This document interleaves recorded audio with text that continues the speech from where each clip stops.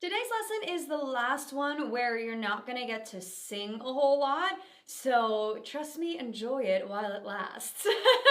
Because you are about to sing a whole lot after today's lesson. So today we're gonna be talking about movement and how that can really help you in your singing. So a lot of times we overthink anything in life. We think about it way too much and then we get insecure about something, or we just stop doing it altogether.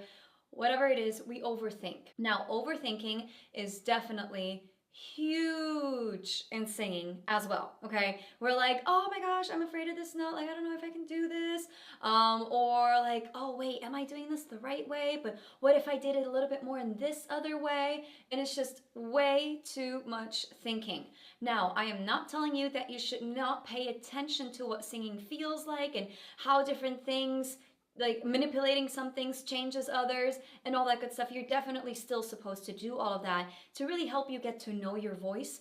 But if you're doing it too much, it can be very counterproductive. When you are moving around while you are singing, you're basically giving your body a second activity to do to keep you from over-focusing and over-analyzing your singing. What kind of movement can you do to help you to stop overthinking? Well, you can do a simple step, touch. No, I'm just kidding. But I mean, that you could do that, or you could just, like move around like this. You can walk while you are singing. I actually have a student, Brenda. Oh, she's wonderful. She practices her singing while she's walking to work. So she is constantly walking while she's singing, and then when she's practicing at home, she's like, why doesn't this feel as easy? And I'm like, it's because you're not walking.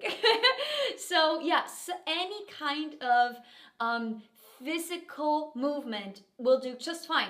Even if you just do something with your upper body, if you don't want to walk around, that is fine.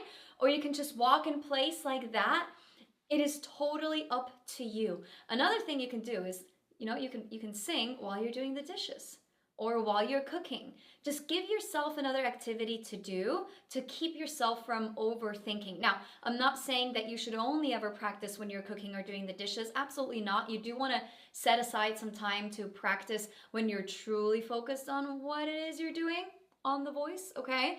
But from time to time, give that a try and see if it helps you to keep yourself from overthinking and creating tension. Because a lot of times when we overthink, we create tension.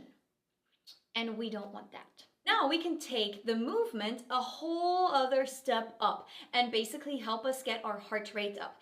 You can do that by doing a couple jumping jacks, right? Like that. Or you can run in place like that.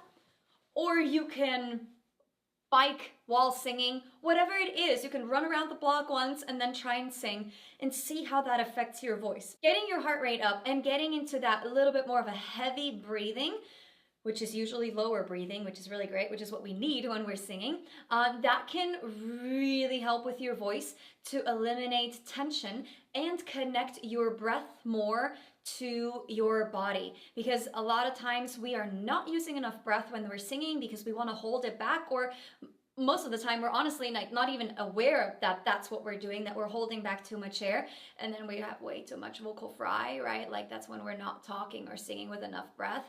We need that breath to carry our voice. So when you are doing that little bit more hardcore physical activity, then we are connecting the breath to the body, and we're connecting the voice to the breath and the body much more.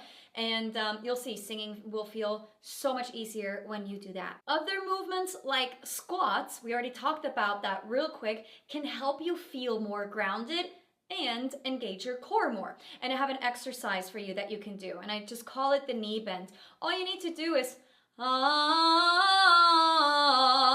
so as you're going up in pitch, your body physically goes down,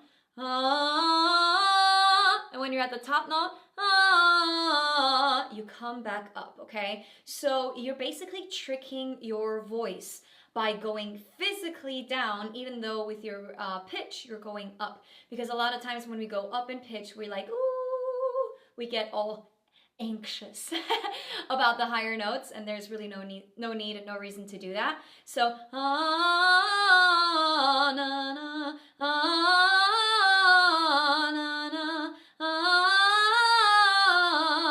on, okay? So you can just go up, up, up, up, up, up, up.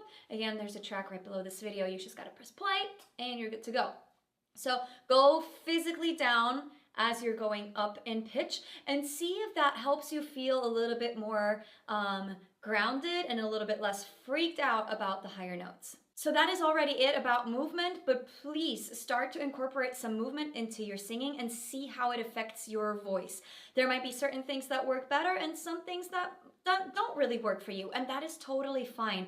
But when I incorporate movement into my singing routine, oh my Lord, my voice opened up so much because I felt much more connected to my voice and to my breath than I did before. From here on out, we're gonna be doing a whole lot of singing, okay? I know these first couple lessons were a little bit more like theory heavy, but from now on out, we're gonna be singing a whole lot. So once you are ready to really get singing, I will see you in the lesson where we're gonna talk about warm-ups.